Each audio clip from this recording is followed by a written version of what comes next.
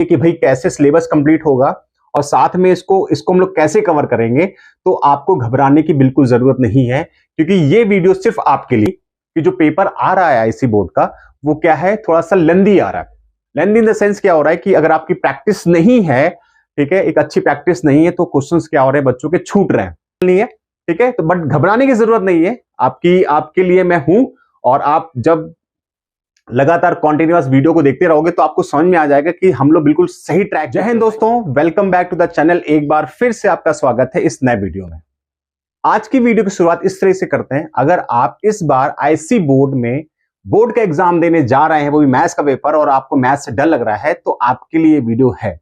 मैं ऐसा क्यों बोल रहा हूं? मैं ऐसा इसलिए बोल रहा हूं कि अगर आपने शुरुआत कर दी है मैथ्स की, लेकिन अगर आपको डर लग रहा है मैथ्स से, प्रॉब्लम लग रही है कि भाई कैसे सिलेबस कंप्लीट होगा और साथ में इसको हम लोग कैसे कवर करेंगे, तो आपको घबराने की बिल्कुल जरूरत नहीं है, क्योंकि ये वीडियो सिर्फ आपके लिए है, ठीक है।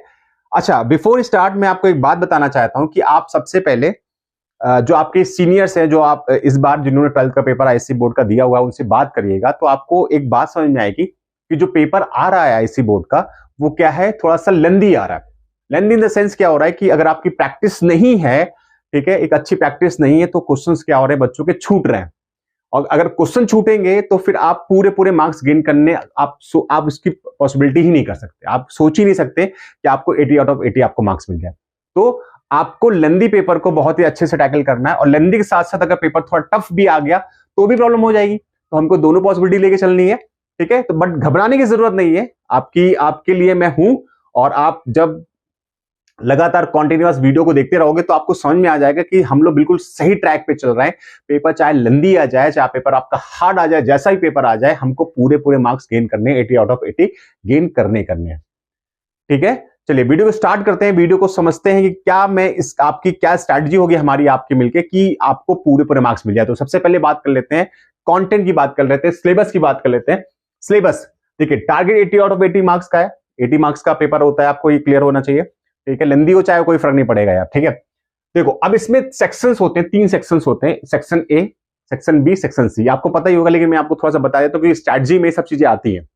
सेक्शन ए 65 मार्क्स का होता है, और सेक्शन बी 15 मार्क्स का होता है, सेक्शन सी भी क्या होता है आपका 15 मार्क्स का होता है, ठीक है।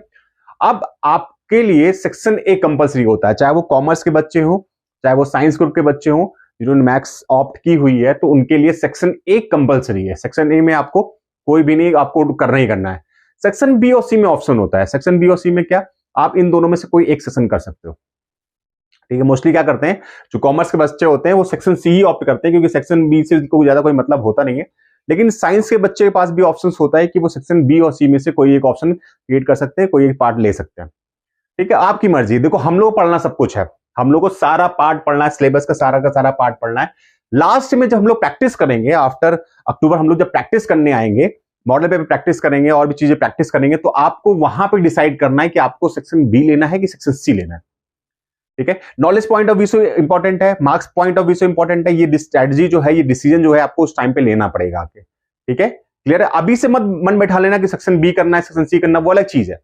अभी स्टार्ट करते हैं, पहले सेक्शन ए कंप्लीट करेंगे, उसके बाद सेक्शन बी में आएंगे, फिर सेक्शन सी में आएंगे, ठीक है। चलिए स्टार्ट करते हैं। सेक्शन है 65 मार्क्स का, जिसमें रिलेशन एंड फंक्शन 10 मार्क्स का आएगा। रिलेशन एंड फंक्शन 10 मार्क्स का आएगा। और मैं आपको एक बात क्लियर कर देता हूं कि मैथ्स में रिलेशन फंक्शन टॉपिक जो स्टार्ट हुआ है, लोग मानते हैं, स्टूडेंट्स मानते हैं, टीचर्स मानते हैं कि टफ टॉपिक होता है ये। यार टफ आप मानोगे तो टफ होगा, नहीं मानोगे तो टफ नहीं होगा। इसीलिए क्या करते हैं, वो पहला चैप्टर रिलेशन फंक्शन स्टार्ट ही नहीं करते। लेकिन आप ये समझो कि अगर आप कोई बिल्डिंग बना रहे हो और आपका सबसे स्टार्टिंग जो पॉइंट है बेस को बनाना, अगर आपने बेस ही कमजोर कर दिया, ये बेस ही आपने नहीं बनाया, तो आपकी बिल्डिंग कैसे इमेजिन कर सकते हो यार। तो पहली बात दिमाग से निकाल दो, टफ है। टफ बिल्कुल भी नहीं है, बस आपको स्ट्रैटेजी आपकी जो है वो बहुत ही अच्छी होनी चाहिए, ठीक है। आप जो पढ़ रहे हो वो बहुत अच्छी तरीके से पढ़ लो, तो टफ का कोई सवाल ही नहीं उठता। टफ वर्ड अपनी डिक्शनरी से थोड़ा सा अभी साइड में कर दो।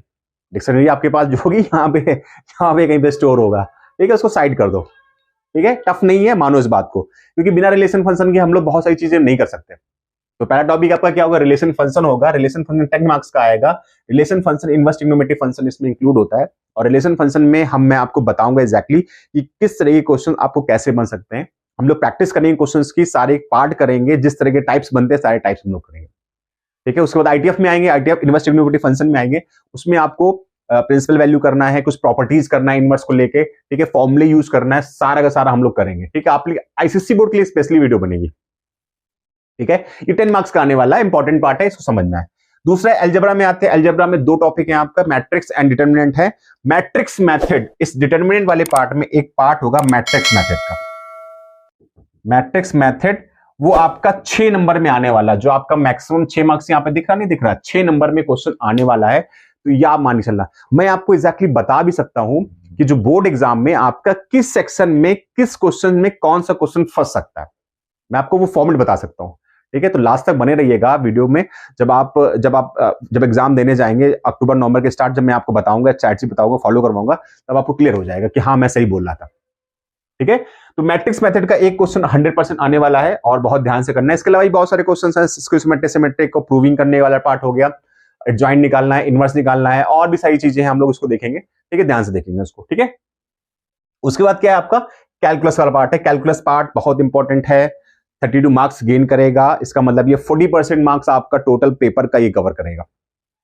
ठीक है, इंपॉर्टेंट इसलिए है क्योंकि कैलकुलस आप कह सकते हो it is score good marks, और साथ साथ में क्या है कि ये बहुत ही कॉन्सेप्चुअल बेस, कॉन्सेप्ट बेस के अकॉर्डिंग बहुत इंपॉर्टेंट होता है। क्योंकि अगर आपने रिलेशन फंक्शन सही से पढ़ लिया है तो फिर कैलकुलस वाले पार्ट में दिक्कत नहीं आने वाली। ठीक है, क्यों मैं ऐसा बोल रहा हूं, क्योंकि जब क्वांटिटेटिव डिविजिबिलिटी की बात करेंगे तो इसमें लॉजिकल क्वेश्चंस बहुत आते हैं, इसमें डिफरेंशिएशन इंक्लूड हो जाएगी, लॉजिकल क्वेश्चंस बहुत आएंगे, तो आपको वहां पे दिक्कतें फिर नहीं फेस करनी पड़ेंगी, आराम से इसको आप टैकल कर सकते हो। ठीक है, उसके बाद हमारा एओडी आएगा, एप्लीकेशन डेरिवेटिव आएगा। एक क्वेश्चन जो लास्ट एक्सरसाइज का होता है, लैंग्वेज बेस्ड क्वेश्चन होता है, वो आप जरूर करोगे इसमें, क्योंकि वो इंपॉर्टेंट इतना होता है कि वो हर साल पेपर में आता है। तो 6 मार्क्स में मान के चलना कि वो क्वेश्चन की पॉसिबिलिटी आने की है आपकी।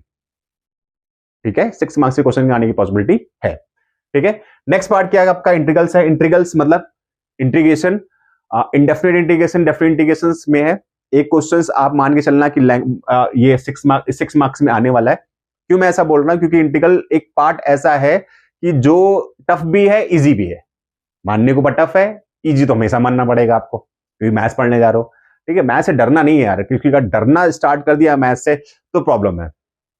आपको मैं कुछ इंटरेस्टिंग बात बताते चलूंगा, बीच पे आपको पढ़ाऊंगा, थेल्स के बारे में बताऊंगा, एरिस्टॉटल के बारे में बताऊंगा, पाइथागोरस के बारे में बताऊंगा कि सब कैसे इन्होंने मैथ्स को डेवलप किया, कैसे उनकी थिंकिंग एबिलिटी बढ़ती चली गई। ठीक है, डिस्कस करते रहेंगे, बीच में डिस्कस करते रहेंगे। मतलब ये है कि आपको, भले हम लोग यहाँ पर, मैं आपको यूट्यूब में पढ़ा रहा हूँ, आप मुझसे फेस टू फेस नहीं बात कर पा रहे हैं, लेकिन मैं आपको एंटरटेन इस टाइप में करूंगा, नॉलेज बेसिस पे एंटरटेन करूंगा, जिससे आपको क्या लगेगा कि हर चीज में आप अप्रोच करते चले जाओगे। ठीक है, तो मजा आएगी, इंटरेस्ट क्रिएट होगा, तो मैथ्स का जो डर है वो धीरे धीरे खत्म होगा। ठीक है, बात समझ आ गई। चलिए नेक्स्ट पार्ट हमारे पास में क्या है, डिफरेंशियल इक्वेशन। अच्छा पार्ट है, इसमें 4 टाइप्स का हम लोग क्वेश्चन पढ़ेंगे, आराम से करेंगे उसको। अगला पार्ट क्या, प्रोबेबिलिटी 13 मार्क्स का है। बेस थ्योरम 100% इसमें आने वाली है।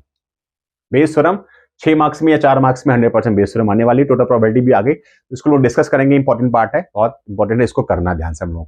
ठीक है, सेक्शन बी में आते हैं। सेक्शन बी में 15 मार्क्स का है और सेक्शन बी सी भी 15 मार्क्स का है। दोनों का मार्क्स डिस्ट्रीब्यूशन सेम है, टॉपिक अलग अलग है। पहला वेक्टर है, 5 मार्क्स का आएगा। 3D 6 मार्क्स का आएगा। एप्लीकेशन ऑफ इंटीग्रल्स मतलब एरिया 4 मार्क्स का आएगा। इसको एप्लीकेशन ऑफ क्या बोल सकते हैं, अंडर एरिया अंडर कर्व भी बोल सकते हैं, इसको हम लोग एरिया ही बोल सकते हैं, 4 मार्क्स का आएगा। ठीक है, ठीक है। 3D ज्योमेट्री का शॉर्टेड डिस्टेंस का क्वेश्चन आ सकता है, देखेंगे हम लोग अभी। ठीक है, उसके बाद क्या, सेक्शन सी में application of calculus, linear regression and linear programming आपका 5, 6 और 4 मार्क्स का आएगा। तो ये अप्रोच करना है, जब टाइम आएगा तो हम लोग देखेंगे इसको। ठीक है, ओके। अब आते हैं हम लोग पैटर्न की बात करते हैं, पैटर्न किस तरीके से बनेगा। और मैं फिर से आपको रिपीट कर रहा हूं कि मैं आपको एग्जैक्टली बताऊंगा कैसे क्वेश्चन कहां कब कैसे फंसने वाले हैं। मैं आपको जरूर बताऊंगा कि इस पैटर्न, इस सेक्शन में ये पार्ट का आपको क्वेश्चन फंसने वाला है। ठीक है, चलिए सेक्शन ए में 15 मार्क्स का क्वेश्चन फर्स्ट रहेगा, जिसमें से 10 MCQ रहेंगे, 5 वेरी शॉर्ट क्वेश्चन रहेंगे, 1 नंबर क्वेश्चन रहेगा। उसके बाद क्वेश्चन नंबर 2 से लेकर 6 तक, 2, 3, 4, 5, 6, यहाँ पे क्वेश्चन कितने रहेंगे टोटल, 2 मार्क्स का क्वेश्चन रहेगा। 2 मार्क्स का क्वेश्चन है और 5 यहाँ पर 5 क्वेश्चन रहेंगे, तो आपके पास में 10 मार्क्स आपके पास में यहाँ पे क्लियर हो जाएगा। ठीक है, उसके बाद 7 to 10 में आपके 4 नंबर के 4 क्वेश्चन, 4 मार्क्स, 16 मार्क्स आ जाएगा। 11 to 14 में आपके कितने क्वेश्चन आएंगे, 4 क्वेश्चन, 6 मार्क्स, 24 मार्क्स का आपका यह क्लियर हो जाएगा। ठीक है, उसका सेक्शन बी और सी में सेम है, 15, 16, 17, 18, फिर 19, 20, 21, 22 आ जाएगा आपके पास। तो क्वेश्चन 15 5 मार्क्स का, 16 2 मार्क्स का, 17 4 मार्क्स का, 18 4 मार्क्स का आपका आएगा। ये लास्ट टाइम का जो पेपर था उसको इससे निकाला गया, ठीक है। अब जो इंपॉर्टेंट पार्ट है वो क्या है, इंपॉर्टेंट पॉइंट्स। पहली चीज, कंप्लीट सिलेबस। हम लोगों को अक्टूबर नवंबर तक सिलेबस कंप्लीट कर लेना है, क्योंकि 3 महीने का हमको रिवीजन रखना है, हर हालत में रिवीजन रखना है, प्रैक्टिस कराना है। क्यों? क्योंकि अगर सिलेबस कंप्लीट नहीं हो पाएगा टाइम पे तो हम लोग फिर प्रीवियस ईयर क्वेश्चंस को डिस्कस नहीं कर पाएंगे ठीक से। प्रीवियस ईयर क्वेश्चन करना बहुत जरूरी है, जो प्रीवियस ईयर पेपर है उसको एनालिसिस करना बहुत जरूरी है। कॉन्फिडेंस गेन करने के लिए आपको इस पे काम करना पड़ेगा, ठीक है। तो कंप्लीट सिलेबस करने अक्टूबर तक करना हम लोग को हर हालत में। प्रीवियस ईयर क्वेश्चंस करना है, और प्रीवियस ईयर क्वेश्चंस के साथ में जब हम लोग मॉडल पेपर आएंगे, मॉडल पेपर प्रैक्टिस में आएंगे, तो मॉडल पेपर में जो लास्ट 10 ईयर के पेपर है वो सॉल्व करेंगे अच्छे से, ठीक है। मतलब ये मान के चलना कि हर रोज आप 2 घंटे का टाइम आपको देना पड़ेगा कि आपको प्रैक्टिस करवाना है, आपके डाउट्स क्लियर करने हैं, आपको अप्रोच डेवलप करवाना है कि आप बहुत कॉन्फिडेंट, आप धीरे धीरे आपको कॉन्फिडेंस मिलता चला जाए, ठीक है। तो ये previous year question model paper practice आपको करना है। उसके बाद डाउट सेशन क्लास रहेगी, जब आपके डाउट सेशन मतलब रहेगा कि आपके डाउट्स भी रहेंगे। अच्छा, डाउट सेशन की मैं आपको बता दूं कि मैं हर एक चैप्टर से कम, जैसे रिलेशन फंक्शन है 30 से 30 क्वेश्चन के आसपास मैंने लूंगा, 20 से 30 के क्वेश्चन के आसपास है, जिसमें हर टाइप के क्वेश्चन रहेंगे। प्रीवियस ईयर के भी रहेंगे, एमएल अग्रवाल रहेंगे, और भी सारी चीजें रहेंगी, आरडी शर्मा भी क्वेश्चन रहेंगे उसमें। तो जिससे आपका क्या होगा कि क्वेश्चंस का कोई भी टॉपिक छूटेगा नहीं, कोई पैटर्न छूटेगा नहीं, आपको सारे क्वेश्चन मैं कराऊंगा। उसके बाद अगर आपको डाउट बचता है तो आप लोग क्या करोगे, मुझे कमेंट करोगे, या फिर दूसरा प्लेटफॉर्म में जनरेट करूंगा जहां पर आप क्वेश्चन भेज सकते हो, अपने डाउट्स क्लियर कर सकते हो, ठीक है। लास्ट पार्ट क्या है, फ्री ऑफ कॉस्ट है, यूट्यूब पे आपको फ्री पे आपको पढ़ाया जाएगा, कोई भी चार्ज नहीं लिया जाएगा। इसका मतलब यह है कि आपको बस वीडियो में बने रहना है, क्वेश्चंस को देखना है, वीडियो को देखना है, बस कॉन्फिडेंस आपको जनरेट करना है। लास्ट तक जब आप एग्जाम देने जाओगे, एग्जाम हॉल पे बैठोगे, ठीक है, तो आपका मन जो है, मन और जो दिमाग मन दिल जो भी आप बोल लो, मुस्कुराता रहेगा। ऐसे मुस्कुराता रहेगा कि आपने तो सब कुछ किया हुआ है। और जब पेपर देखोगे, पेपर देखने के बाद आप बिल्कुल हैरान रहोगे कि मैंने तो सारा क्वेश्चंस किया हुआ है, मुझे करना है 80 आउट ऑफ 80 मार्क्स लेके आना, हर हालत में लेके आना।